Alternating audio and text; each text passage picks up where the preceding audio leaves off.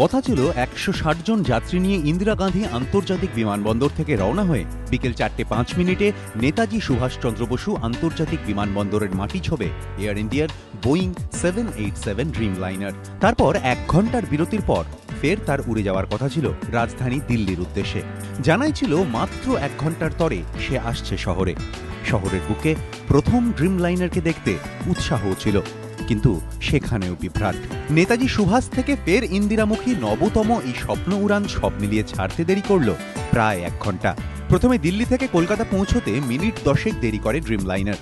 ফলে নির্ধারিত সময়ে বিমান যে ছাড়বে না তা বুঝতে পেরে ফ্লাইট রিশিডিউল্ড করে বিকেল ৫:২০ ছাড়ার কথা ঘোষণা করা হয়। কিন্তু বিপত্তি এক্ষেত্রেও।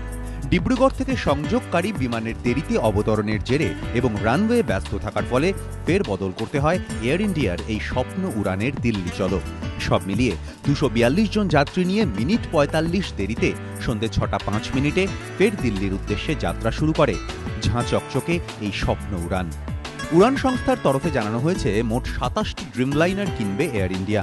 তুলনায় ২০% কম জ্বালানি খরচ হয়। অন্য বিমানের তুলনায় ড্রিমলাইনার আকাশে দূষণও ছড়ায় কম। এই আধুনিক বিমানটি তুলনায় হালকাও, গতিবেগও অনেকটাই বেশি।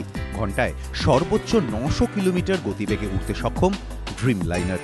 ক্যামেরায় প্রবীর সামন্তর সঙ্গে সমিত সেনগুপ্ত, এবিপি আনন্দ, কলকাতা।